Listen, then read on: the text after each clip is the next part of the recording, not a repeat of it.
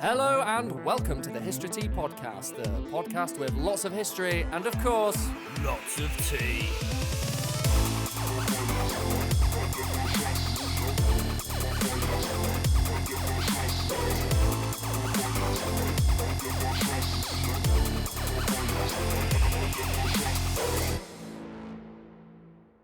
So, the very first episode of Histro-Tea. Bom, bom, bom. Explosions. We're going to definitely put that in post, yeah, like as an actual effect. What do you mean? Well, Was that not good? That was perfect. if you want to keep it in like that, you keep it in. But I turned down jobs from Armageddon, mate, for my special effects noises. why? Because you were like 5 when you were born. Yeah, well, I made some great gurgling noises. That was a very out-of-date reference, along with a lot of the facts that we were telling you about, because it's all history, isn't it? All out of date. It's gone. It's past its best by. You're not wrong. I hope there are some facts in it. Yeah, there are. Because I don't know if they're going to be true or not. Let's just... All right, we'll talk about our credentials first and what gives us the right to sit behind a microphone and talk to you about history. I, for one, don't actually have any. I work in IT. I'm a developer. I don't know much about history. Most of my history comes from you, David, and it's quite interesting. Yes. So my background is I work for a museum, which will remain nameless, because I doubt they want to be associated with this shit show. How dare you? What? We are the most factual-based podcast. Oh, on no. history. I feel like we're you know... Look, I don't dispute the facts I'm going to be spouting, right? I think that's all fine. I just think like we're going to be taking a very casual approach. You know, we're talking history facts, and then you'll insert a dick joke, and then we'll commence with more facts. And I just doubt they were going to associated with that. Well, when we blow up and we're like mega famous, mate. Well, then I'll hang it over their heads then. But for now, we'll keep the museum nameless. But basically, I work at this museum, and I am a performer. And my job is to research, write, and perform shows to educate the visitors and to educate the schools that we have coming in to learn. Cool. Yeah, that's basically my background. Mm. Also did a documentary as well. I was a talking head on a documentary. You did, Yeah. yeah. And you were credited as the Master of Arms, which is a sick title. It is a sick I title. love that. It's going on my Tinder profile. Like, Profession. it has to. On a night out, if you ever to talk to anyone, oh, what do you do? Oh, I'm a web developer. Oh, boring. I'm a Master of fucking Arms. Nosh me off. That's why I would get on my knees straight away. And this is why I didn't want to name the museum, as you can tell already. So, yeah. So that was it. I didn't even ask for that name, by the way. They just gave it to me. I know. Someone decided. saw and went, you know what? He deserves this title. Yeah. Another part of my job is to actually use the weapons and show people how they work. So I think that's where that came from. Mm. And that was certainly my role on that particular documentary. But yeah. Anyway, that's my background. And so we're going to commence talking a little bit about history, I think. Yeah. What's the first episode, David? Well, the first episode is going to be about Battle of Agincourt, because it's one of the first things I learned Classic. in any great Love that detail. one. And it's Honestly. you have it's no my idea what it favourite. is, do you? No. Okay. Well, by the end of it, you will have something. You have a bit of knowledge. Mom, look what I learned. It's like, Ali, you're 28. Grow up. But yeah, we're going to start with the Battle of Agincourt, I think. But that kind of leads me to an interesting point before we get started, because I think Well, this is what led to this, I feel. this podcast was like this conversation, wasn't it? Really? Because you were talking about how history is biased, and some of the records that we have on history in terms of first accounts or a historian writing about it could potentially be misconstrued in a way. Or Yeah, not in like the date. Well, not, you know what I mean. Yeah, They're not telling porky. No, it's not They're sort of- intentional. yeah. Basically, what we're trying to get across here is that a lot of people, me included, when I first started my job, thought history, it's happened, it's done. So, like, there's facts in it. Like, it's right and it's wrong. But it turns out, more you do research, more you realise there's a lot of interpretation in history. And it's changing constantly as new people discover new things, like a bit like science. When people discover something new, they change their opinion on how they understand the world. Same with history. When we discover new facts or new sources of information, that can completely recolor the accounts that we've had previously. And one of the things I always say to people, especially when I'm talking about, let's say, the Battle of Agincourt, is a really good example of this is the numbers of people involved in that particular battle. Now, I was doing my research. I read my first book and it said 5,000 Englishmen, 25,000 Frenchmen. Brilliant, crack on. Don't need to read another book. But I did because I'm a responsible... Gee, we were outnumbered there. Exactly, very outnumbered. But we'll get to that later. Shh. Sweet Prince. Sweet Prince. Spoilers. So I'm reading this book and then I read another book and this is a different set of numbers. And I read another book, different set of numbers. And you see a pattern evolving here.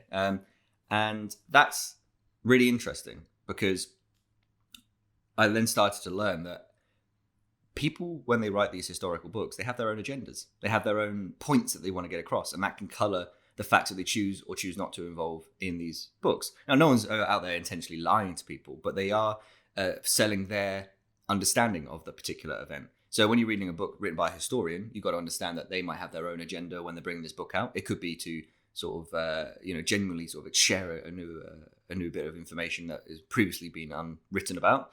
It could be a case of, a little bit of ego in there sometimes when they want to be seen to be the person who's the expert on the particular issue, and they will bring out a book to sort of settle that by bringing out new information and new events and things like that. Not made up, but just certainly like reinterpreting what's already been written. So developing that idea. Bending the truth. No, not even that. It's just putting their stamp on those events and that stamp on that particular topic. So you've got to keep that in account.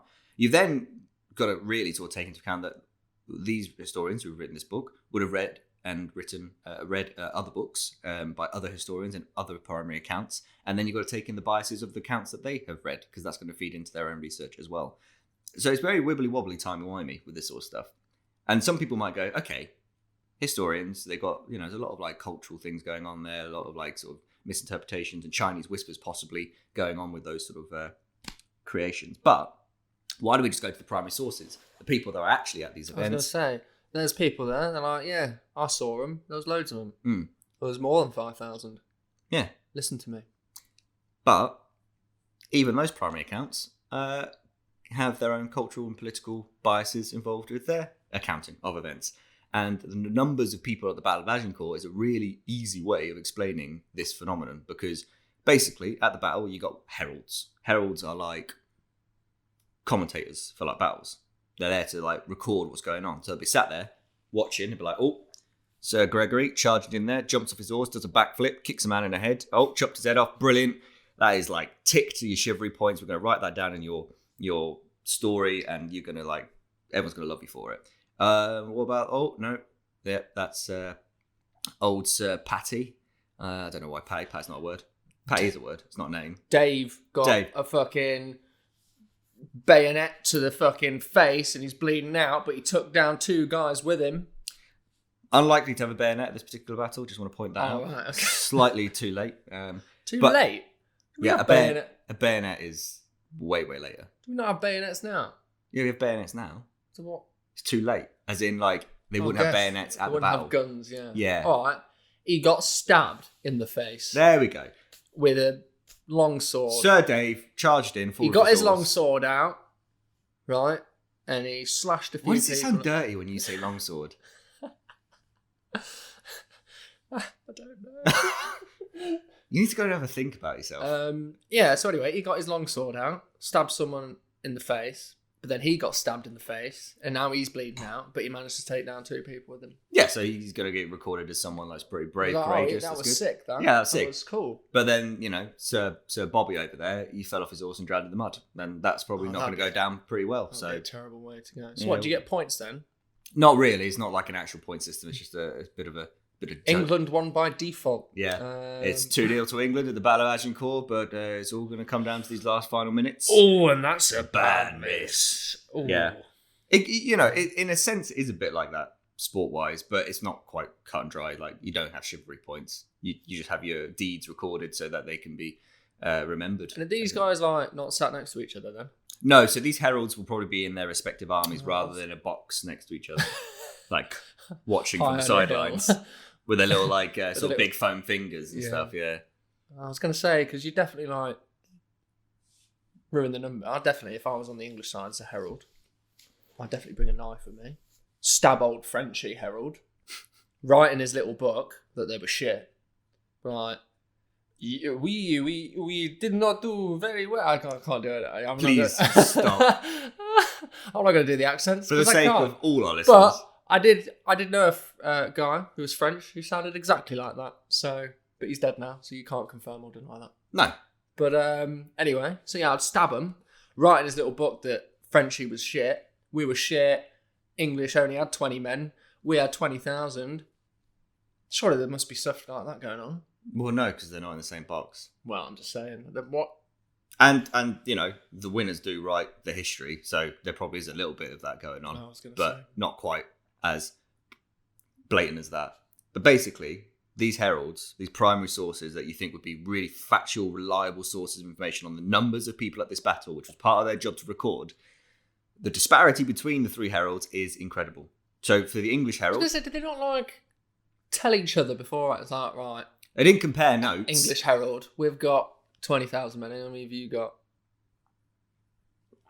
No. No, why would you compare notes? Because So again, I guess then you're just looking and going, oh, that looks roughly about yeah, 10,000. they're all just I going to don't set know. an accountant. So it's all down to personal interpretation, but also personal biases. Because let's be honest, you know, if you're going to be writing down your country's numbers and things like that, it's partly propaganda that you can sell as well. So it's a good way of fudging those numbers a little bit, and that's exactly what they did. So the English say 25,000 Frenchmen, 5,000 Englishmen. The French say it was much more like 10,000 Englishmen and 12,000 Frenchmen. And then the Burgundians, who are like a southern kingdom in France, who aren't a fan of the French that are fighting in this particular battle, they actually say that they're way more. They say there's about like 25,000 Englishmen and about 160 Frenchmen, which, you know, 160,000 Frenchmen, if you drew that on a graph, you're going to go straight through the bloody roof. That does not look right. It's a bit of an anomaly. 160,000. That's like It's an odd one. like just under half the population of like Leicester. Yeah. And no, and that's a really good example. Imagine of, that. It's blown your mind out, hasn't it? Fuck, we're outnumbered here a bit, lads. I Yeah. feel like we should fuck off. Yeah, exactly. I wouldn't fight that. No, you wouldn't. But that's probably why they wrote it down, because the English did fight and win. So, spoilers. So of course it looks really good for the English and really bad for the French, which is exactly what the Burgundians might have wanted if they weren't too keen on the French. But then again, it could be not only political biases, but it could be personal. They hated us both. They hated both the English and the French. But they really the French more. yeah, probably. But But you know, but then again, was a lot of the historians' books that I've read, and why those numbers changed so drastically is down to personal interpretation of what you mean by numbers of men at the battle as well. So there's one book where the numbers were far more even, and that was down to the fact that the person who wrote it, they weren't fibbing, they weren't changing things to suit their own agendas. They just decided that they were only going to count the fighting men that were present at the battlefield. So and not just the fighting men, but the people who actually fought, so the amount of actual Frenchmen who went into the combat rather than the entire army. You know, and some of the other numbers again take into account like all the staff that would be supporting this army, or the onlookers or whatever. So it really is just, it's not a clean cut, is what I'm trying to get to the bottom of here. And facts change, numbers change, places, events change to a certain degree depending on who wrote it and when they wrote it, and interpretations of those events as well. So again, medieval people, very different. They might think that going off and murdering a bunch of people is quite a good thing because it was a more violent time or whatever. Whilst today, if you read someone who wrote about those events, they might describe it as a massacre rather than a great victory. So it's constantly changing. And that's what I love about history. That's why I love my job, because I can revisit the same topic over and over again and find something new out, which might change my entire view on it, or it might just help fortify what I already know. It's just a really constantly developing thing. And so I encourage anyone who actually ends up listening to them, God forbid you, I do apologize for the rest of this podcast, but if you do end up listening and you have an interest in history and you hear something that you go, that doesn't seem right, or that's a bit wrong, or I read here. you two are fucking idiots. Yeah, feel free. This is what actually happened. feel free to write in the comments or email us. We'll have an email. All that sort of thing. It's our first episode. We're right? still sussing out all those sort of things. We'll get an email sorted. Yeah. We'll put that in the comments. But feel free to get in contact and let me know and share your sources with me so I can read them. So I can, again, expand on my knowledge. Throw them straight in the bin. Well, when I pass them over to you to read, you probably will, won't you? Well, I mean... To be fair, like you need to stay ignorant for this podcast to work. If you come in more informed than me, then the dynamic's completely ruined. Every podcast, I'm gonna become more informed. You are, and that will be an interesting development. You know what? If we go back to Battle of Agincourt again in a future episode, I'll be like, oh yeah, but you said this, and then I'll be like, shut up, Ali. You just hear it, and and then we'll just cut to the next scene. Yeah. Speaking of cuts, I think we should probably cut into our episode finally, the Battle of Agincourt. Let's go. Let's do this. Party time.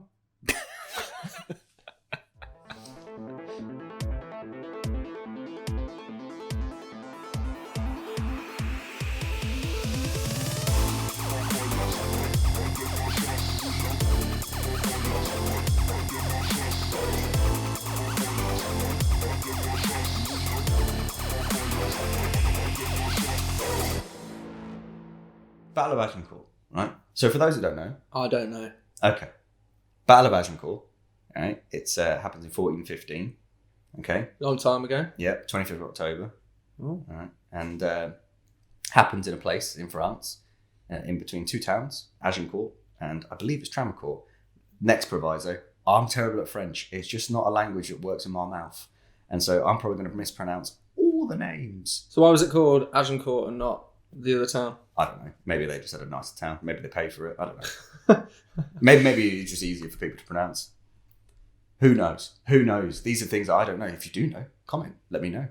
But yeah, so that's where it was. Battle of Agincourt over in France, 1415, 24th October. Absolute, mad one. You got the English, and the English are led by King Henry V, legendary king, really cool dude. One of my favourite kings, actually, out of all the kings. You know, he was a bit of a genius, but we might touch upon that if that comes up. And then the French army was led by not their king. Their king was King Charles VI, I believe.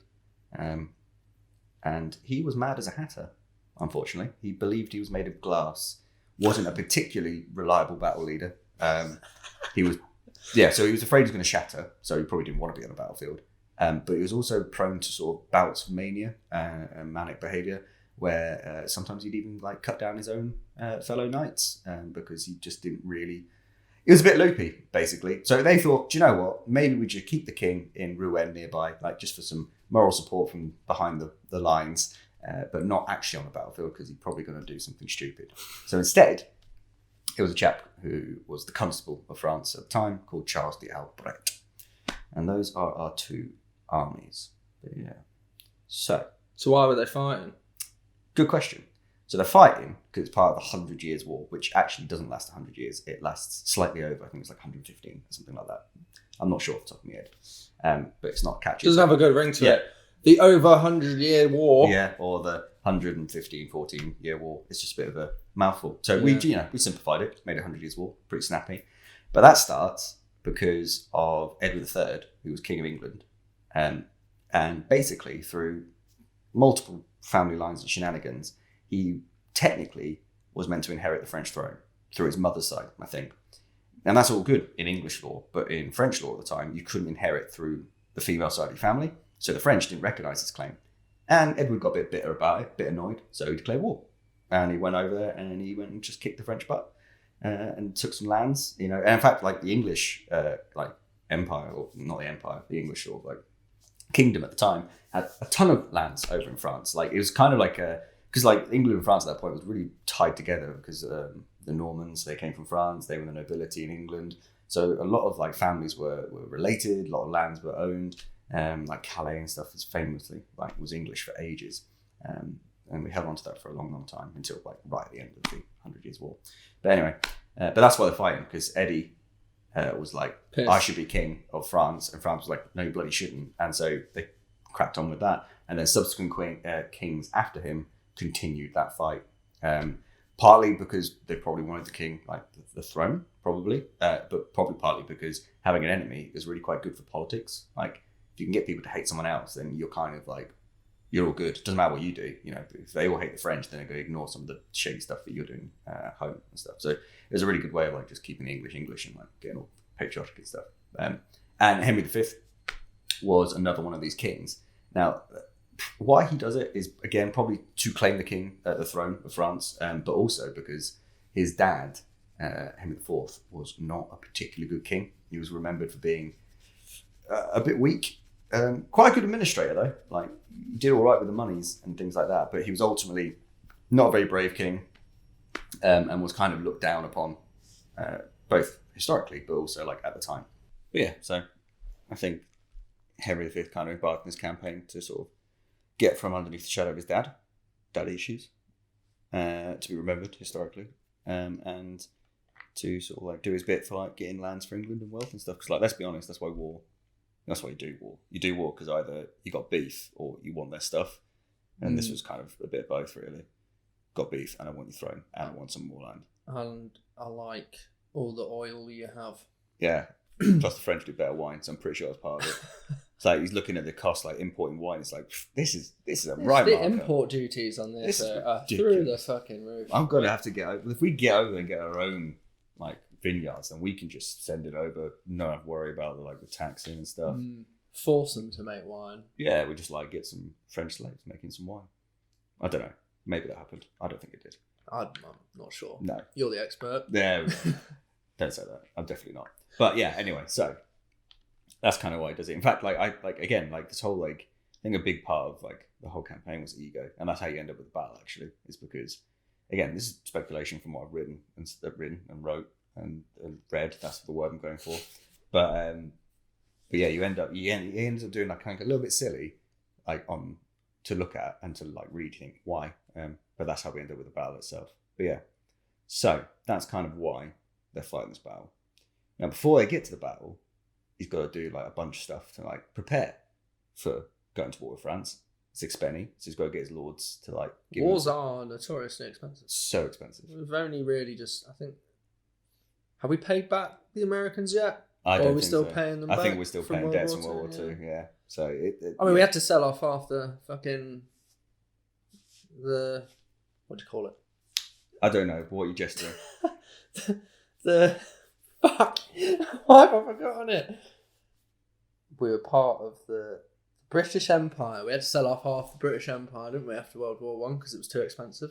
Yes, but that's an oversimplification. But we won't get into that. I mean, but yes, basically, we had a lot of money that we had to pay off. Yeah, we had a lot of debts, and war was no different back then. Yeah. The king had a certain amount of moolah, but basically you'd get his knights in. He'd be like, right, lads, I need you to front up some cash for this war, and also do you want to bring some soldiers along? And you got these big muster rolls and stuff like that, which is kind of cool. In fact, there's the Tower of London actually has a roll of paper where a lot of the soldiers that fought in Battle of Agincourt actually signed their names. So that's pretty cool. If you get to see that. There's just one shit stain on it who someone actually thought it was a bit of toilet paper. Yeah. Oh no. Probably. Bloody hell. Probably a Victorian. Just throwing it out there. But no, so it's kind of cool. But yeah, so he gets all his men together.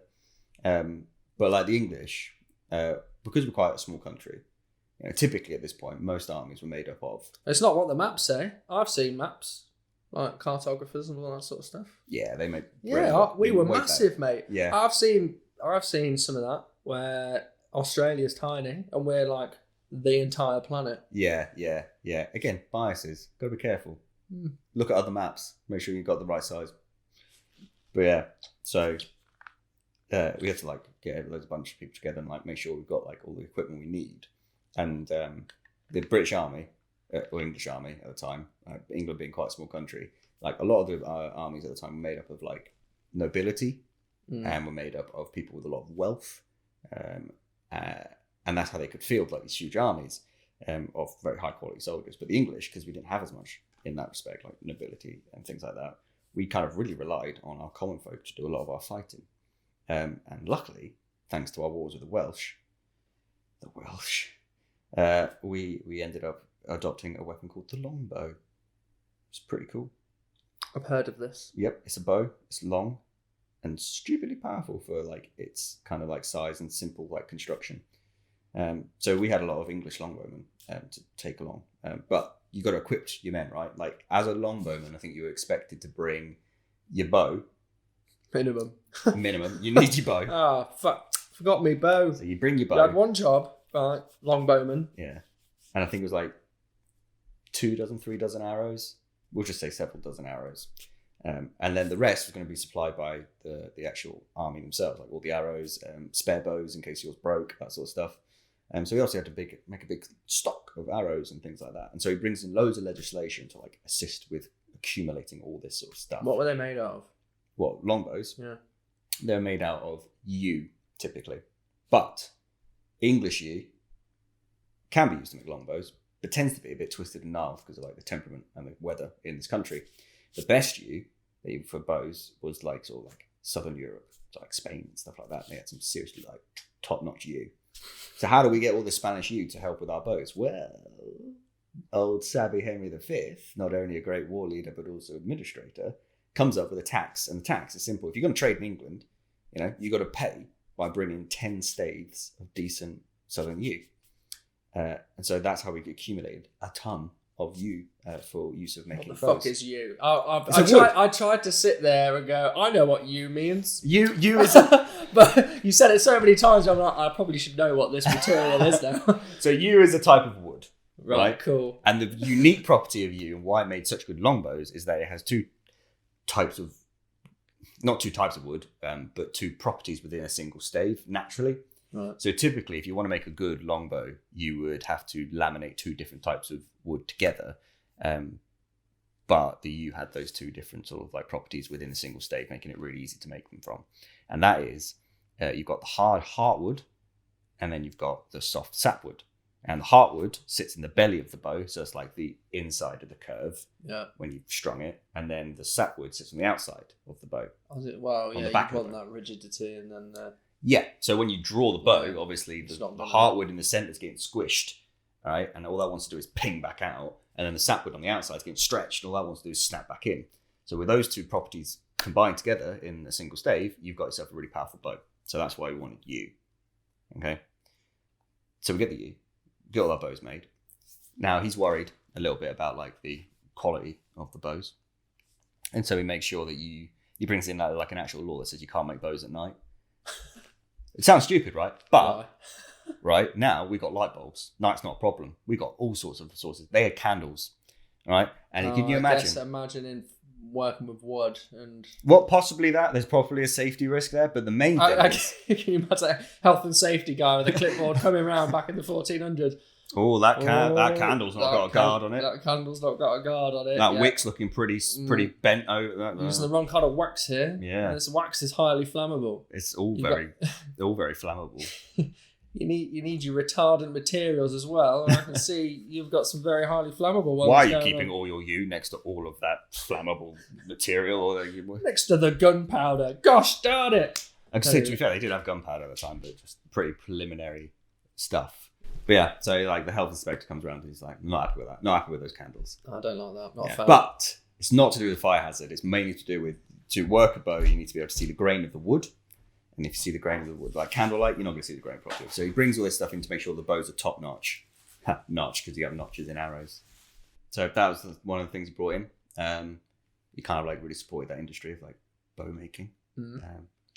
He settled a dispute between bowers and fletchers because some of the bowers were making arrows and the fletchers were like, could you not? That's our job. That's our fucking trade. That's our shit. Do you want to fight? Yeah, exactly. So he settled that and he said, like, bowers, you make bloody bows, isn't your bloody name? Fletchers, you bloody make fletchings. They make arrows, but you bloody make arrows. It's in your bloody name, kind of. But yeah. So they did that, and then obviously he had a big stockpile of arrows, like a butt ton of arrows made to like transport over there.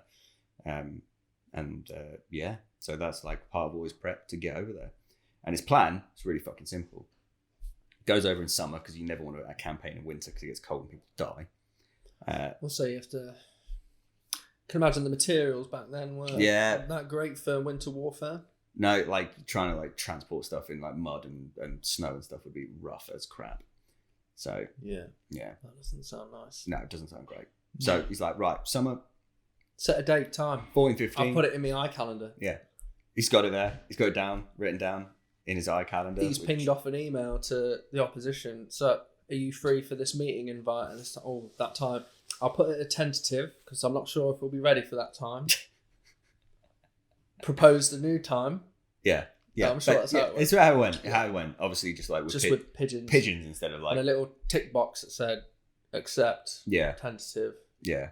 Reject. Yeah. It's basically how proposed new time. Yeah, with diplomats and pigeons and the whole lot. It was pretty formal fair. Anyway, so he's like, right, I'm gonna do this, and he's like, my plan is I'm gonna fuck off to France with a bunch of cunts, and we're gonna get there and we're gonna lay siege to a place called Harfleur, right? Because I want that. Because that's kind of like so we got like Calais, which is like slightly more north. I want that. It's nice that. Yeah, so you got Calais, which is like slightly north, which we already had, and he's like, well, if I can secure some lands slightly further south in France, then I can really like solidify myself on that kind of coastline.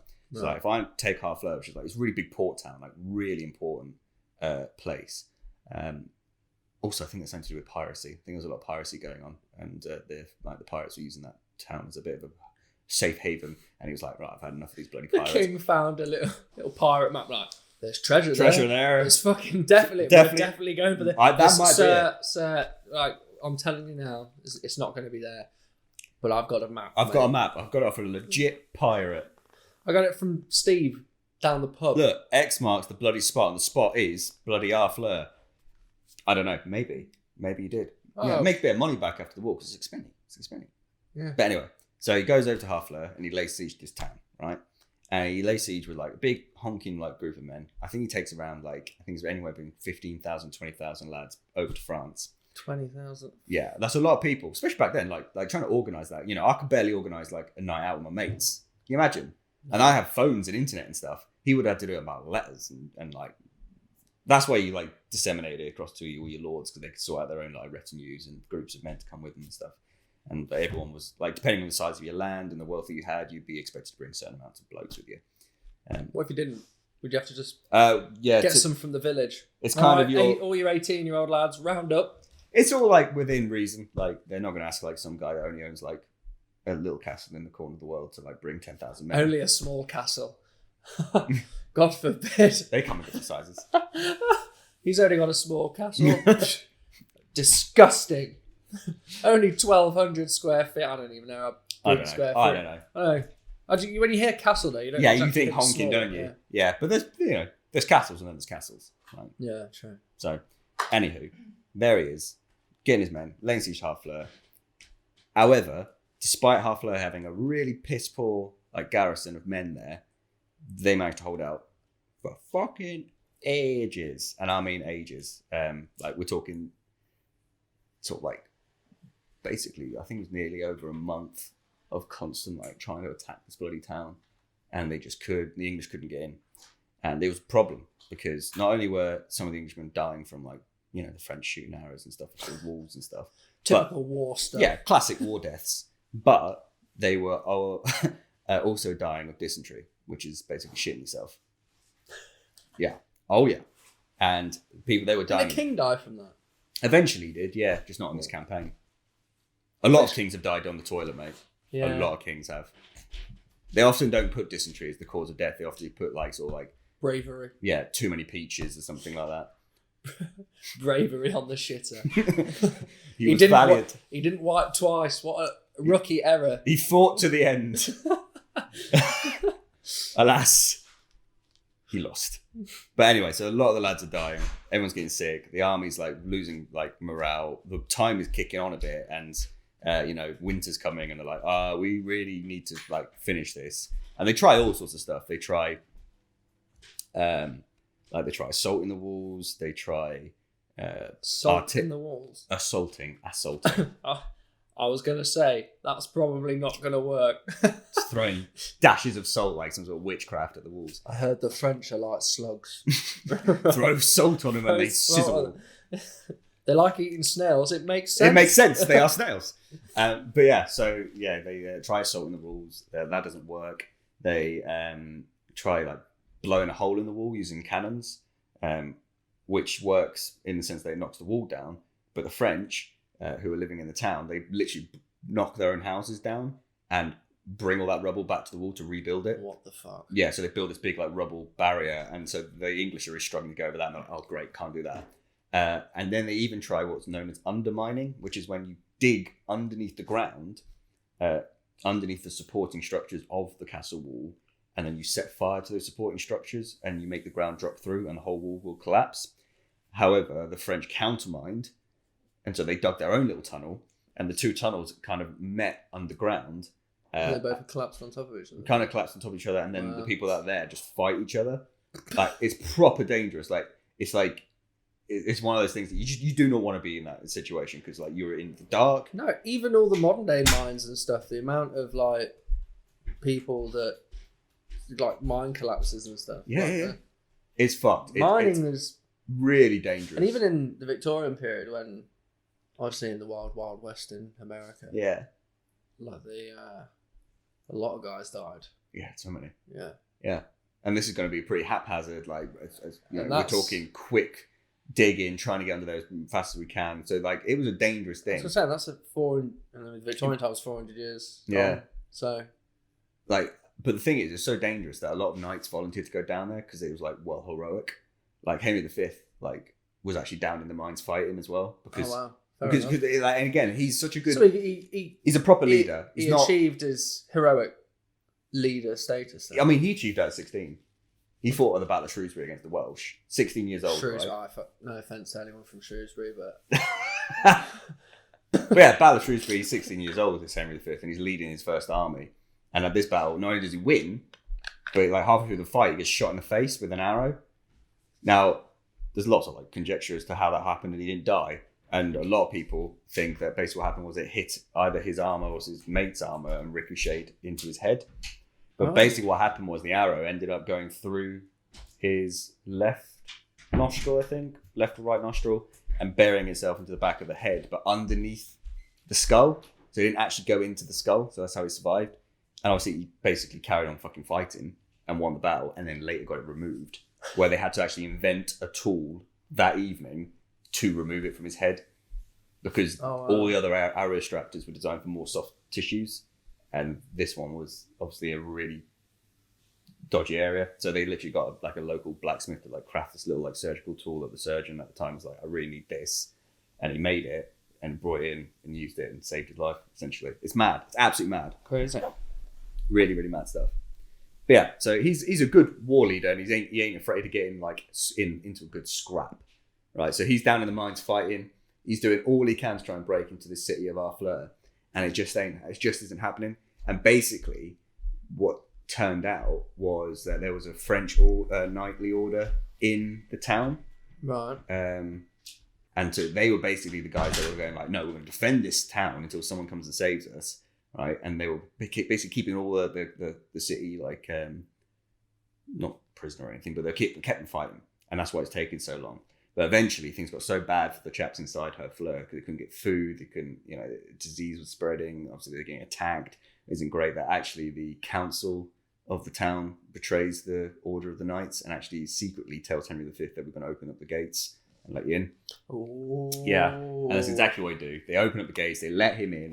Now, it's not a complete bloodbath as you can like sometimes imagine in the like medieval sieges and stuff, because Henry, again, not only is he a good fighter, administrator, but a super pious man, really religious. And he really frowned upon some of the more sort of like common practices, such as like raiding and looting and raping and all those awful things that they did. He basically, if you got caught stealing in his army, he'd hang you. Simple as. Literally straightforward. Like, I think there was a couple of archers that got caught stealing from a parish and literally hung them. Wow. And, so he wasn't an evil man in that respect. I mean, he was a hard bloke and, cut a few people down in his time, but, it was different times. But, so, thou shalt not kill, never really, that wasn't what it was. He wasn't doing it. The thing about kings is, right, is that you're appointed by God to govern a country. So if you've been appointed by God, then surely everything you decide is definitely God's will. It's funny, because the French will be like, God's on our side, and the English go, God's on our side. God's on everyone's side, apparently. That's been the case for... Yeah. This case is going now. Yeah. Ours is the true God. What about our God? Yeah, well, the funny thing is they both got the same God in this time. But yeah, so that's that. So he goes into the town. He's obviously relatively kind to the citizens of Harfleur, and actually to the knights who fought. Was he nice to them? Yeah, pretty much. That's nice. And That's the nice to hear. Yeah, the knights that were fighting so hard as well, he didn't like execute them or kill them or anything like that. He basically just took them prisoner because that's what you did. But however, this is really funny, and this is why chivalry is a weird thing, right? Basically, he saw the state of them, and they're all obviously really fucking sick, tired, dying of like dysentery, and he was like, "Oh, if I take you with me, you're probably going to die. So I tell you what, at the end of my campaign, go out now, like go and get well, like eat up, drink up, get better. But at the end missus. Yeah, do see your thing. Kids. Yeah. But at the end of the campaign, can you come and report to me in Calais and hand yourself back in to be my prisoners?" Well, I wouldn't want to shag someone with dysentery. Can you imagine that? It would be a mess. Hey up, love, I'm back from the war. I'm dying though. Can we just have sex one night? No, get off me. You smelly bastard. Fucking weirdo. Fuck get off. Also, I'm shagging your brother. Wipe your ass. But anyway, so these lads, they go home, and at the end of the campaign, what do they bloody do? They come back and hand themselves into the king. Oh. Yeah. Because of chivalry, because honour. Honour's a They could have gone home and gone, fucking dickhead, idiot. Got away with that one. Oh, hand ourselves into Calais. Who do you fucking think he is? King of England? Rounds on me at Wetherspoons, lads. Come on. But no, they actually go and hand themselves in. Mad. It's a really different kind of like... That's weird. That's strange, isn't it? Yeah, crazy. But fair play to the lads, No. They swore an oath or whatever. They fulfilled it. Honour's a big thing though, wasn't it? Yeah, honour, chivalry, all that sort of stuff. Massive deal. Like, again, because, your reputation was like mounted on it. You could lose lands, you could lose titles, you could lose respect and any chance of success by being dishonourable or by being cowardly. So it was a real big part of their lives. But yeah, so Harfleur's taken. However, it's not gone great. It's taken way too long, so winter's coming in. And we're now whittled down to anywhere around sort of like 5,000, 7,000 men out of the 15,000, 20,000 that That's went. a big loss. Not all of them died. That's a lot of damage. A lot of them just got so sick that they couldn't fight, so we just shipped them back home to England. But a lot of the lads just died of like disease as well. That was the biggest killer. It wasn't the fighting; it was the disease in the camps. And so basically, Henry's sat there like going, "Right, I've taken me town. I had hoped to take a few other towns on my campaign, but I'm running out of time. My army's looking pretty poor. I should probably call it a day." However, this is the bit where I was talking about earlier, where he's got a bit of an ego, and I think this was a big part of like him creating an image for himself as a king. He decides not to just go back from Harfleur, but he decides to emulate the march that Edward III did on his first campaign, and march through France to Calais and come home from Calais. Now again, like it's all conjecture and speculation, but just reading around that decision, I can't think of a logistical reason why that would have been a better idea. I could be wrong. If you do know, feel free to put your comments down, put some references like where you've got your information from. But for me, it just looks like a big ego trip. It's a way of basically saying like, look at me, I ain't me dad. I'm a better king like Edward III was. So he takes what little army he has left to march through Calais, march through France to Calais. Obviously, the Frenchies not too keen on the fact that he's come over, taken Harfleur, and then decides to march through France all blazingly. And so they start organising an army to intercede. And where do they intercede? They intercede at the River Somme. So Henry gets there, looks on the other side of the river, sees the French army, and goes, we're it buggered here, because we can't fight over a river. That'd be an awful idea, So he decides that instead of facing the French army, they should try and avoid them. And so he actually goes up the river of Somme, further into France. Why? To cross somewhere else. And right, I know what you're thinking. Great idea. However, the French weren't exactly stuck in the mud, were they? So what they do is march up the river on the other side. And they keep on doing this. And it goes on for I think it's 8 days or maybe just over nearly 2 weeks. And he keeps on marching and marching, and they're just marching along the other side. He's just like, okay, this plan is not working. But what does happen at one point is he comes across a really small crossing on the river, which any sane man would not bother taking an army across. It's basically a fording point, which is like a really tiny little crossing. So you go, but he notices that the French aren't waiting around. They've probably gone upriver to find somewhere else where he's probably more likely to cross. So he's like, right, lads, we're going to pull a proper quickie here. And he gets like barns from local areas and buildings and stuff. He tears them down. He gets his like engineers to build a bridge, and they build this bridge over this little area. And he manages to get his army across this bridge. The French obviously cotton on to what he's doing, and whilst they have gone further upriver, they've now double backed round to beat him, to block him from Calais, and that's where we end up with our Battle of Agincourt. But yeah, so we're there, 25th of October, 1415, and well, I got a reminder. They all got reminders. They all got from reminders. Their pigeons. Yeah. And like, by the way, you've got a meeting today. Yep, meeting today. It's not under. What's the? Half of them couldn't reply because they're all dead. Yeah, But it's pretty sad. Yeah, the caterers they've got their out of office on. Were livid because they made a lot of cups of tea and coffees for everyone, and only half of it got ate or drank. So that was pretty bad. But no. So there we are. Well, this is the 24th of October, not 25th. Because what happens is the English arrive. They look at the French army, who are made up of like a shit ton of well-armed knights and cavalry and crossbowmen that they've hired in as mercenaries. Like, it's a sight to behold. And King Henry's like, Oh, fuck, I think we're being off more than yeah, chew I here, think lads. we might be a bit shagged, because like he's looking at his army and he's got like half the numbers. They're all like there, like Yep. dying. Do you know what? There's actually stories about how a lot of the English had just took the trousers off because they were fed up with shitting themselves. So they just took the trousers off and just went. Like, so you can imagine the English army's looking like a pretty sorry fucking state. Seeing 7,000 men, half of them with fucking trousers off. Yeah, just shitting. Just shitting. Poo everywhere.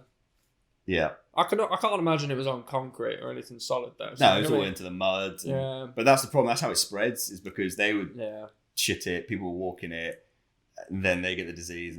Anyway. They didn't have hand sanitizer. No, they didn't. They weren't wearing masks. No 2 meter distancing.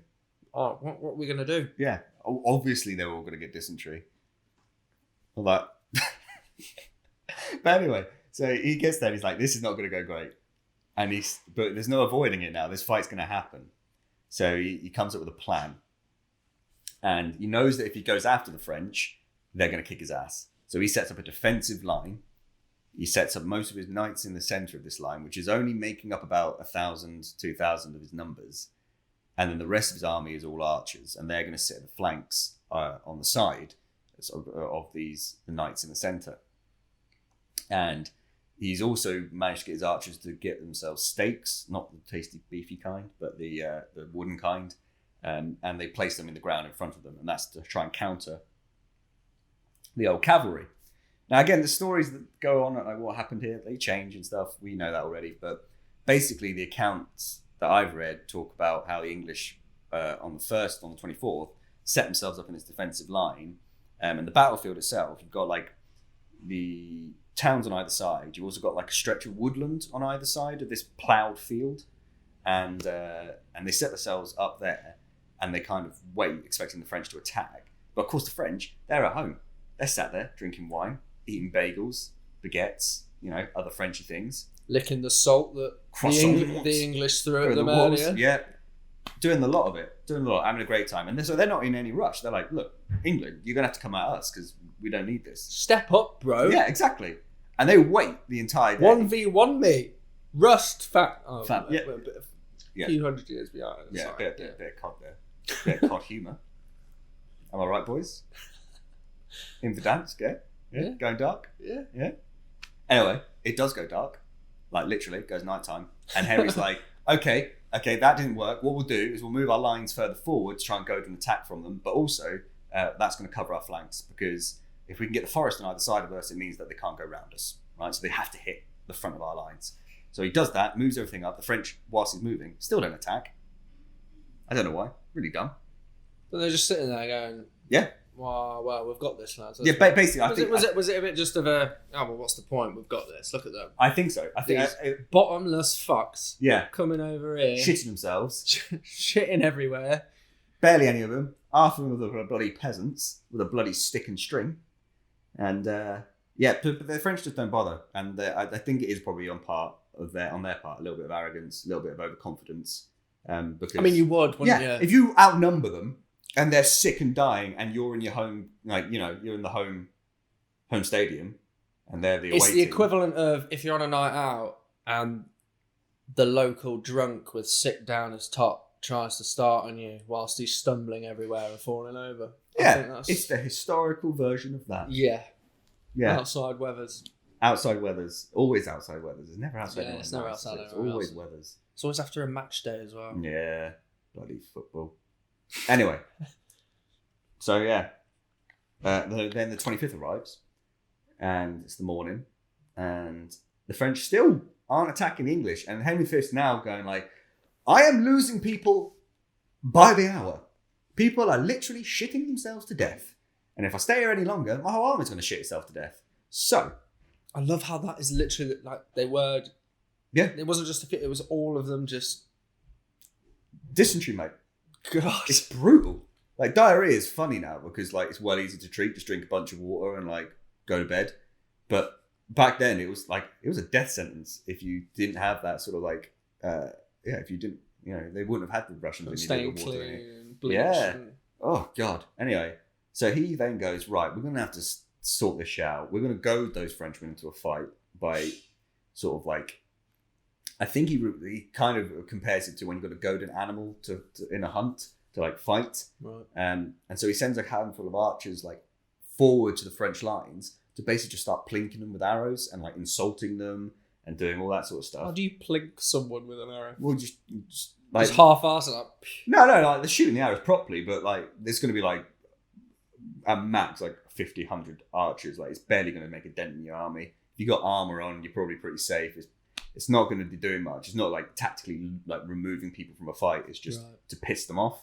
So they're pissing them off with arrows. They're insulting them in all sorts of ways. Like, You French fuck. Yeah, you French fuck. They shout stuff like, you French fuck. And, oi, you smell of cheese. Oi, I shagged your mum last night. Oui. It was right good. Yeah. The usual bands. I tell you what, go and play COD. Go and play COD and listen to what they call you and say about your mum. And that's probably what the English are doing to the French. Right? Okay. Is there any accounts of any... There are no accounts that I know of any banter of what they would have said? Well, I tell you what, there is one story that everyone talks about, and that is the two fingers. Right. So the swear in England, which is like two fingers to swear at someone. A lot of people say that it's the Battle of Agincourt, because what the French used to do is if they catch a longbowman, they chop the fingers off the longbowman, and as an insult. It's a really bloody good story, right? But as far as I'm aware, there's no actual historical accounts of that actually happening. I was going to say, and but it's one of those myths that kind of if you go to the US, you put your two fingers up, they'll just see that as like you're counting two. Yeah. It's a uniquely offensive symbol in the British Isles. Yeah, it's weird. And no one knows. Like, it's basically because everyone used to tell me the story, and I had to always like let them down. But I thought I can't just let them down. I've got to like tell them the history of this symbol. So I've done a lot of research on why we fucking flip two fingers at people. It's nothing to do with Agincourt, I'm afraid. Great story, but ain't true. And the truth is, no one really knows. We just know it's unique to this isle, and it's been going on. Like the Celts were doing it to the Romans. Like we know that it's been going on for fucking thousands of years. We just don't really know why. It's like when you're at school, isn't it? And however, the middle finger, the same like stories. Yeah, the middle finger is a Greek thing, and it's meant to sort of like be like phallical. It's meant to like take the piss out your willy, like ooh, tiny penis. That's the longest finger, though. What if you've got a really long finger? Yeah, well, just imagine how well endowed all the Greeks are. If they think that's an insult, that would be a compliment to me. Same. Not, I mean... Yeah, to be fair though, you've got spindly fingers like a fucking Slender Man. Come here. Like salad bloody fingers over there. But anyway, so the English are like insulting them, doing what they can, and the French finally bite. Now Charles the Albret, he's to be fair to the bloke, clever fella. Clever fella, had a real good plan. He was like, right, I'm looking at the English. Knights are in the centre, archers by the side. Simple. I'm going to send me cavalry round the edges to flank, kill the archers. Once they're dealt with... Oh, no, sorry, I missed a step. I'm going to send the mercenary crossbowmen in, because they're not my men. I don't care if they die. In fact, more die, less I've got to pay. I'll send them in, to whittle down the archers with their crossbows, and then... Do you not get death pay then? Because No. I know, like, No, if you're a pirate, you got death pay. Yeah, no. Yeah, But pirates were fairer. piracy was quite good. Yeah, pirates were actually quite Yeah, good. they're Like, the quite contracts nice. and stuff were really nice. That'll be another episode. Yeah, a lot of, like, really good deals, like, you know, the dentist plan and healthcare. They did, didn't they? They give you, like, if you ever, like, had, like, an arm or leg blown off, they'll give you, like, pay. And if you died, they'd pay your family or whatever. Yeah. Yeah. But not at this point. Not if you're mercenary. Wow. But anyway, so the plan was... Fuck him. I won't work for him. Fuck that. Send the crossbowmen in, right? And then, once they've whittled the archers down, send the cavalry in around the flanks to finish them off. And then the remainder of the foot force in their full plate armour will just march straight towards the centre, kick the shit out of the few English knights that are there, and they'll capture everyone and be a bloody good win.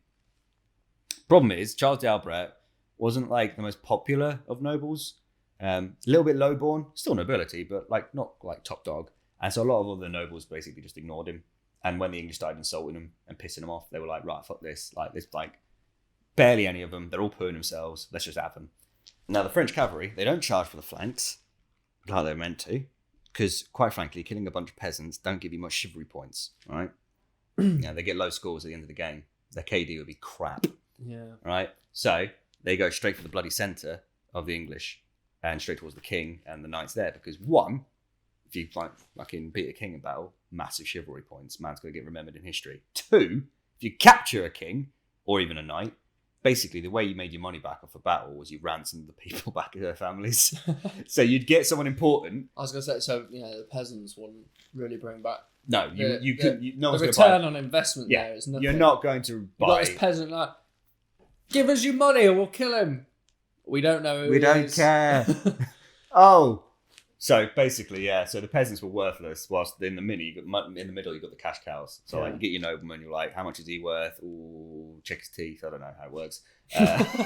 And then you sell them back to their families, and that was a really good way of recuperating the cost of a war. So these knights go charging into the centre. But that's exactly what the English have set themselves up to defeat, because the archers aren't like just stood in a straight line on the sides. They're actually creating like a bow shape. So the knights are now running inside that bow. So they're getting shot every bloody angle, and they don't even make it to the English lines. They just get fucking done.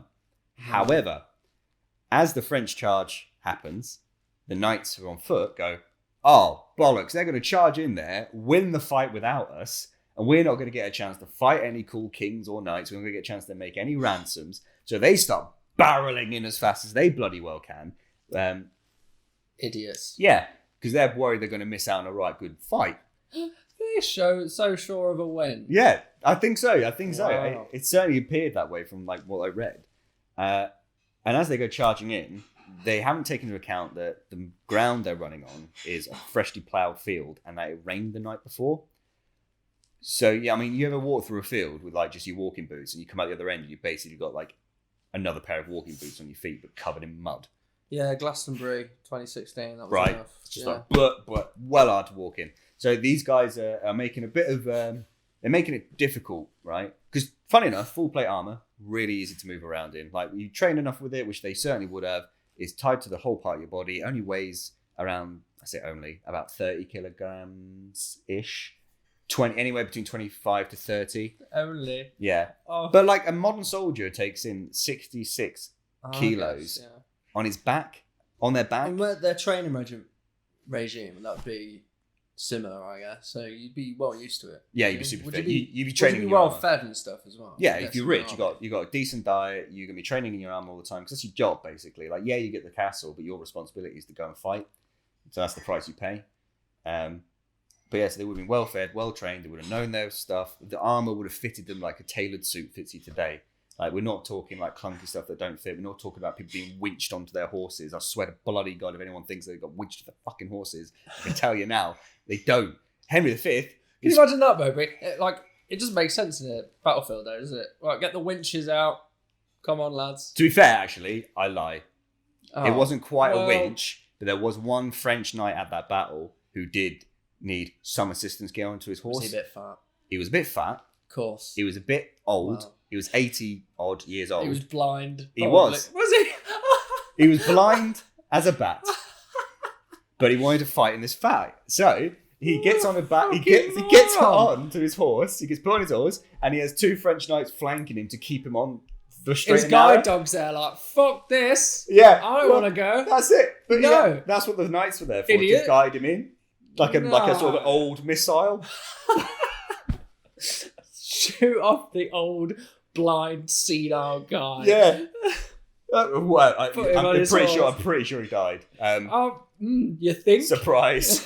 Surprise ending. Spoilers. If he there was dies. ever odds, if the odds were a thing and betting was a thing, I'd put all my money against that man.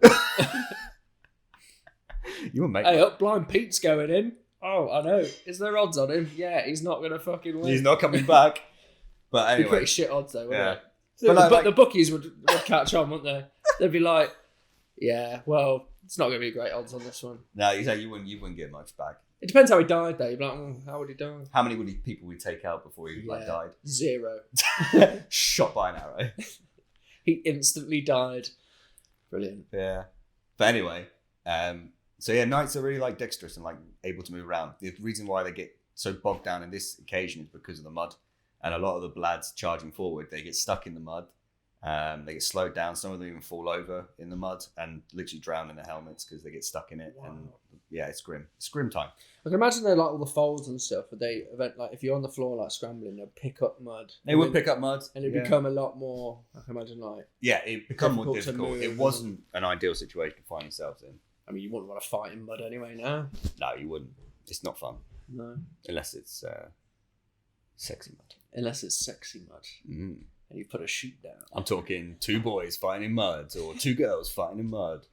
Sexy mud. Or a boy and a girl fighting in mud. Ooh, Glastonbury. Classic. Yeah, basically. Yeah. Anyway, where was I? Right. Knights marching in. So they charge into the centre. Now the cavalry's been buggered and they're like charging back. The centre, the central line, like the footmen of the French army now, are charging in. Now the crossbowmen, who are getting paid to fight for the French, they've been barged past by all these like blokes. And they could shoot and join in the fight, but they go, well, we might actually shoot our employers in the back. Probably best not like worsen their odds. So they just sit there and don't do anything, really. Yeah, it doesn't make sense why you'd use why you wouldn't utilise your long range more, I guess, if they're not attacking. Didn't really work Yeah. at Cressy because, so as a battle previously, they tried the same thing with the crossbowmen, but basically crossbowmen came equipped with what's called a bavise, which is a really big shield, which is essentially portable cover. They would just plonk it on the ground so that when they were reloading the crossbows, which takes a while, they could hide behind it. Right. Where at Cressy, they tried to do the same idea against the longbowmen, but they didn't give them their bavises, and the longbow outranged the crossbows. So they just got killed before they could even really do much. But anyway, so this... So pointless then. Yeah, Send so, them but back. this battle, they just didn't. They got barged past and they didn't want to shoot their employees in the back, which is like a sensible way of like operating your mercenary company. Yeah. But anyway, so they didn't really get involved. Now, And I suppose a good longbowman's more expensive. a longbowman would cost you 6 pence a day, which was Compared to- more What was a than foot soldier? I don't know off the top of my head. But I can imagine there would be more. Mercenaries probably cost more because that's their livelihood. You got to pay them a lot. It's like danger money. Like they knew what they're getting into. Like mercenaries were quite expensive. Okay. Whilst, that makes sense. you know, Yeah, the danger longbowman money. was kind of like salaried with the English. Yeah. Stand back, but I guess perfect aim. Yeah, but like to put it this way, like if you were a fully trained craftsman, like a mason or something like that, you know, building castles, building churches, all that sort of stuff, you got paid 4 pence a day. So being paid 6 pence a day was a really good fucking wage. It's why a lot of the lads did it. Because one, bit of adventure. 2, it paid a shit ton of money. So if you weren't in a particularly good place, you could make a lot of money off a campaign, come home and set yourself up. So it was a really appealing kind of job at the time. If you survive. If you survive, that's all part of it, I suppose. But yeah, so the middle line charges towards the English. Now the cavalry that's retreating smash into their own men, slowing them down. The mud's slowing them down. The archers are battering them with arrows, and that's slowing them down until eventually they get towards the centre of the English line. But because the archers are shooting from the sides, all the knights on the edges of this big column of men are trying to get away from those arrows. So they're trying to push their way inside, which means the blokes on the inside are getting all crushed and cramped up. So when they finally arrive in the English line, they're just not in a position to fight. there's not enough room. They can't swing their weapons properly, and the English knights actually make it really easy work of all of the lads that they're fighting. Oh wow! And the first wave is completely defeated. At this point, again, numbers change, but basically the English had more prisoners than they did have men in their army at this point. No. Yeah, so they got a lot. You really think on those numbers though? It doesn't make sense. Like, well, we outnumber them, I guess. Right. Clearly not in. But I hark you back to the chivalry point, which is once you're taken prisoner, you are a prisoner. That is your role. You play that role. I guess they'd strip them of all their weapons and shit. Yeah, like, yeah. To a certain line degree. up. Exactly, stuff like that. However, you raise a good point, and Henry V also thought the same. And he made a big chivalric faux pas. Because once he had all his prisoners, what happened was you saw French cavalry arrive behind his well-established defensive line. And he shit himself. Because he thought, fuck, the French have somehow got round the forest. So if the guys they captured stand up and go, fuck you, Yeah. sandwiched. Right. We're in a serious shit. So he makes the decision to execute most of the prisoners. Obviously, the ones that were worth a serious amount of dollar he kept. But like most of the prisoners. Wouldn't you just lie though? Yeah, me dad's see, fucking. that's why he wore heraldry, mate. Which is like, the lions, the boars, the colours. What if your mate went down? You went, oh, I'll just quickly absolutely. nick his. I'll nick his. They could absolutely be that sort of stuff that happens. Like genuinely happens all the time. As a way of avoiding. Not only death that, and if you conflict. survived and you got out of it, you could sell it. Yeah, I don't know. But then again, wouldn't that go against?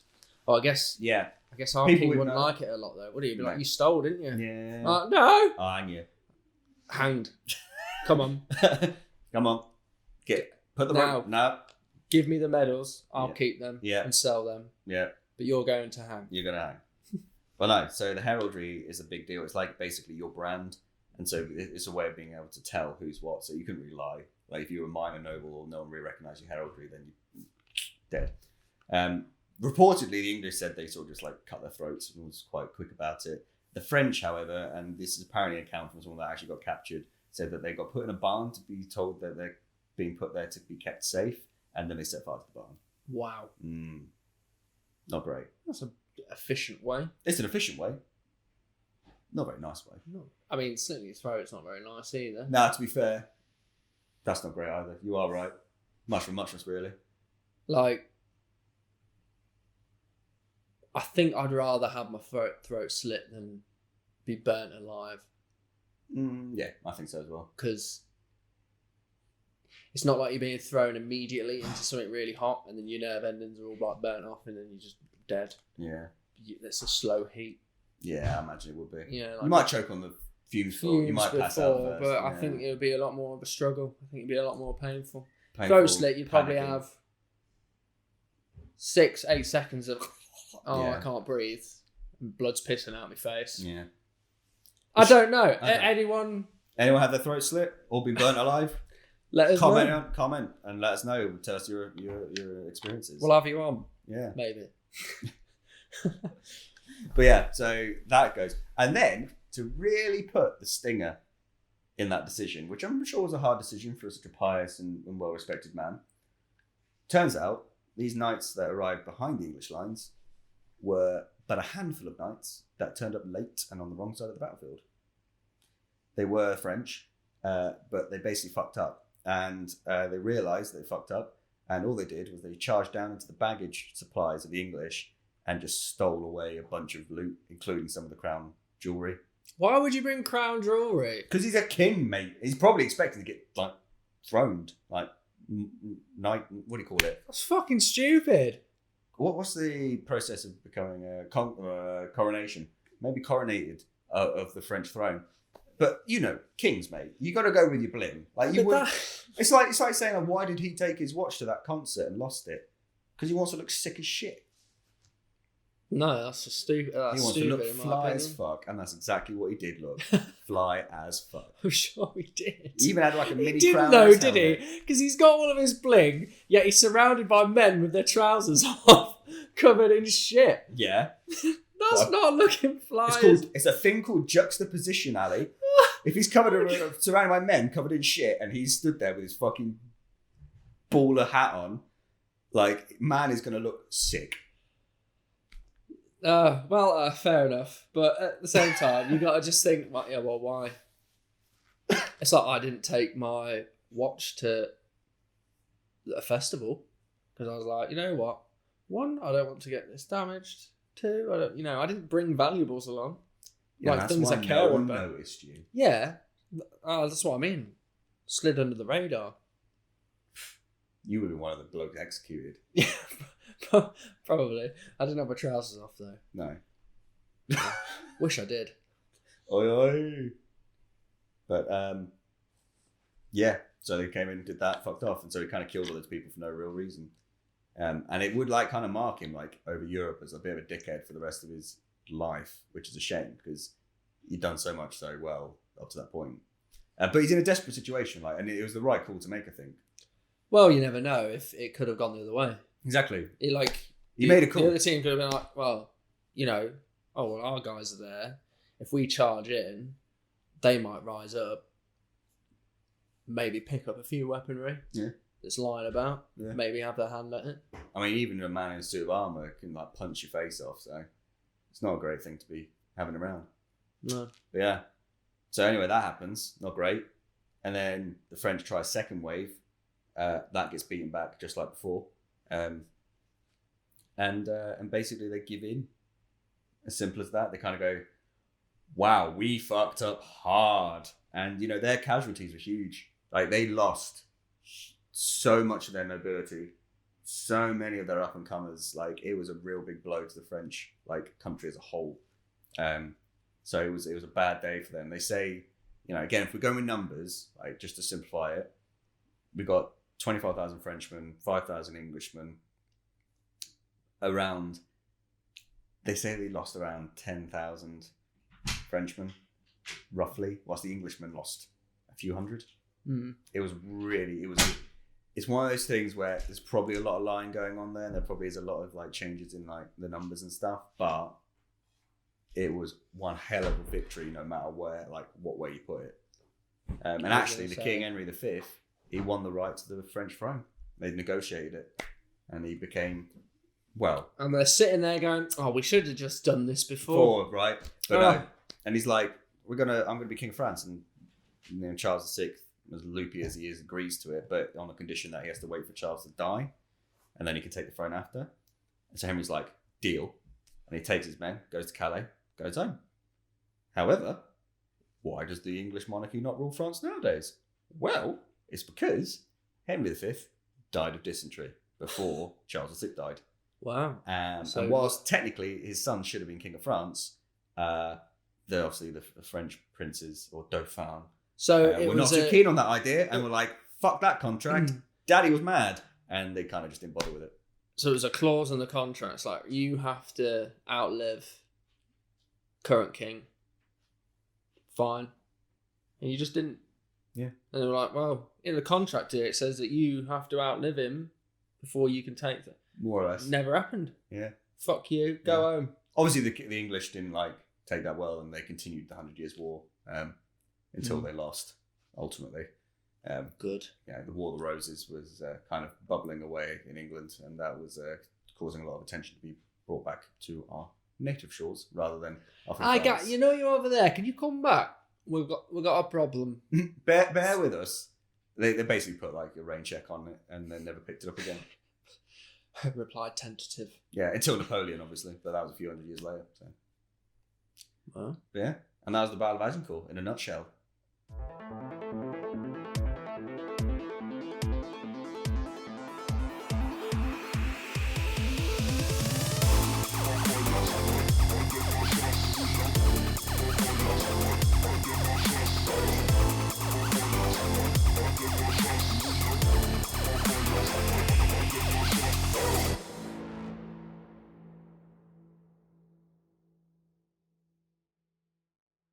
I mean, I can imagine there's a lot of people at home just raging at what some of the stuff was said.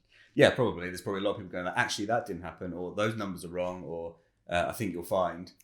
I get them all the time in the museum. It's one of some of the people's favourite hobbies is to come up to me and tell me I'm wrong, and that's fair enough. But cite it. Give me examples of why I'm wrong. Give me books and sort of like references. Because I'm genuinely interested. Are we aiming to put references and citing on the descriptions and all that sort of stuff? Oh God, I'd have to go back and find all the Well, scripts. I mean, we could. We could do it. We could, or we could just... Or we could just say, fuck that, and you're just going to have to believe me. I've done my research.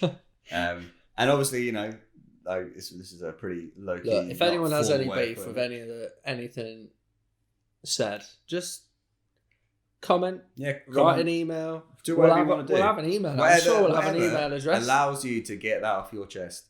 I think we'll just have a bonus episode on the specific episode. And it just says, we had people write in to say this. Yeah. We had a look at it, or David had a look at it, because let's be honest.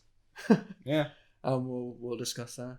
But I think that's why I put the caveat in at the beginning, is that like no one really knows because no one was really there. And those people who were there often had an agenda to write. To make themselves look better or make someone else look worse. So it's one of those things where it's not all like as clear cut as I thought it was. I was well upset. I remember I did a bunch of research on arrows. Like there's loads of different arrow types and heads for different jobs. And that was all tied into this particular topic. And there was an arrowhead that no one really knew what it did. And I was like, what do you mean? No one knows what it did. It's like, no one really knows. And it really annoyed me because I was like, surely we know. Like, it's history. It's happened. Someone made it. Someone must have written down what they did. But surely, and then even also, on that, like you could work out, be like, right, well, how does it penetrate flesh? You how say does that. It penetrate? You say that, Ali. Is that the best? Right. But people are fucking idiots. Because, right, I'm going to put it out there. And sorry if you believe these particular facts. But I called out only one listener an idiot. An idiot. But what I am going to say is, all right, there's a crescent arrow head shape. So if you imagine a crescent moon, the inside of the moon is sharp and there's 2 points, and then the shaft goes into the back of the moon. Right. Looks like that, right? Like a trident. A bident. It's only got 2 prongs. A bident, whatever. Bit like a bident. Bit like a bident. But if you imagine a crescent... Oh, I guess it makes sense. You know, if it's a try, 3. Yeah, that does make sense, David. How about you fuck off now? You know a crescent moon? Biden. Yeah. Yeah. Yeah. Yeah. Right. You know the inside of a crescent heard of moon? You know the inside of the crescent moon? Maybe. That would be the blade. Don't know. And then the 2 tips would be points. Right, okay. And then you've got the shaft coming out of it. Anyway. There we go. That's what it looks like. That's what the arrowhead looks like. Everyone listening, I just bit into a Jaffa cake. Right. To make a bident. A bident. Anyway, so that's the shape of the arrowhead. Right. Okay. Now. Isn't that for like grabbing though? Right, okay. Yeah. It kind of is, mate. So the way it works, and again,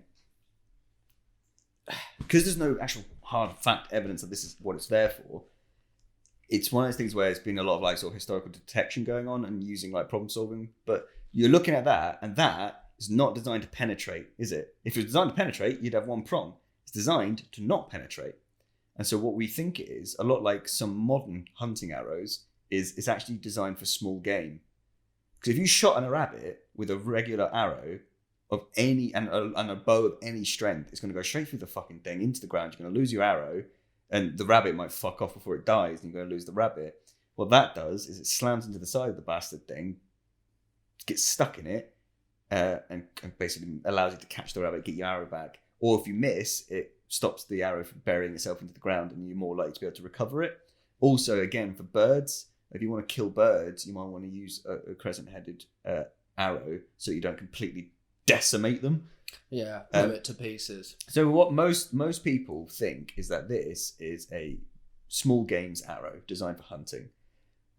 But obviously they find them in quivers and on battlefields, and like, well, why would they be using on a battlefield? This is another thing, yeah. It's like, well, if it's just for hunting, why would it be prevalent? I was going to say, like, where did they find them? If it's in like fields that have been noted in history to be, for farming and things, you'd be like, well, probably not farming, but but that, typical hunting grounds. Yeah. That's what you'd be like, oh, well, fair enough, hunting. But the point is like not to be lost, so you probably won't find them like that. And 2, on the battlefield, if you do find them, either they're the archers were expected but they to hunt. needed to eat. I was Exactly. going to say, They're expected to go and hunt their own game. And a lot of these archers would have been expert hunters. Yeah, that's the problem. I'm always thinking like, well, they'll just have food delivery guy, wouldn't they come in, burger van? Yeah. But they do like, they got their food by taking it from the towns they went through, and they got the food cooked by actual like people that could do that for the army. But hunting, gathering, supplementing your diet. Were they allowed to just fuck up and be like, I'm just going hunting for a bit? If you were at camp, go off and hunt, get a bit of game, add some bit of protein and food to your because you're probably not getting very good food or much food. So that's probably why they're there on these battlefields, because they would have been kept in the same quivers as their war arrows would have been kept in as well. But there's two theories that really are so strange, and I don't understand why people have stuck to them. And this is where people kind of like make assumptions or don't quite put the piece together correctly. So the one ridiculous one that I've heard is that they were designed to get and cut the tendons in horses' legs. It doesn't make sense. No, it doesn't make sense, because you know how you want to stop a horse? You put a big fucking arrow in its chest. You don't aim for its spindly little pissing legs with an arrow that is spinning around. So it would have to land like with the crescent shape on it to do the cut. And if it's spinning, it's less. Honestly, imagine a horse. His tendons are quite fucking honking. Exactly. They've got muscles and all sorts. The best way to deal with a horse is you use what they call a swallowtail, which is a very big hunting arrow, which is a big fuck-off broadhead with barbs. And it's designed to drop deer. Like, you just shoot that at the bloody horse, and if you don't kill it, it's going to piss it off enough that it fucks off. And the person on top of it's going to fall off. There's a reason you don't go hunting with .22 rounds, isn't there? Yeah, exactly. You go hunting with big fucking rounds. Yeah. It's same with the arrows. And then the other one, which is slightly more feasible, but still just doesn't make sense, is it's designed to cut the ropes on boats so that the sails drop and things like that. That's a hard target as well. Yeah, exactly. What a hard target to shoot. The arrow's spinning. The velocity of the arrow would have to be traveling to cut through thick ship ropes, because I don't think people understand how thick ropes are. Well, they'd have to be. They are incredibly thick, incredibly powerful. Like, you'd struggle to chop through a sail rope with a sword or an axe, let alone with a pinky little pissing arrow. But this is a complete tangent. We should have probably ended the episode by now. No, it's a good tangent. I mean, these are the interesting bits as well. Yeah. But they're like arrow types in history is really interesting, really, really cool. Like metallurgies, the designs, how they worked, where they were used. There's so much to like go on about. Like, I could do a whole episode on just longbows and arrows. There we are. But if you want to hear that, I don't know how you come. Right, we're new to this whole podcasting. Well. There must be like a comments thing. I'm assuming there. We'll have a YouTube channel. We'll pop up on that. We'll have one as well. Yeah. Yeah. If you want to ask us anything on there, feel free. Or if there's any topics that you're interested in, history-wise, yes. if I know about it, I'm more than happy to talk about it. And if I don't know about it, I'll try and read up on it, because I'm just, a bit of a nerd. Also, it's his job. Yeah, it's my job. So, anything you do for this, you could probably swing it into anything you do for work. Probably, to be honest with you. I can make an excuse. What are you doing, David? Working?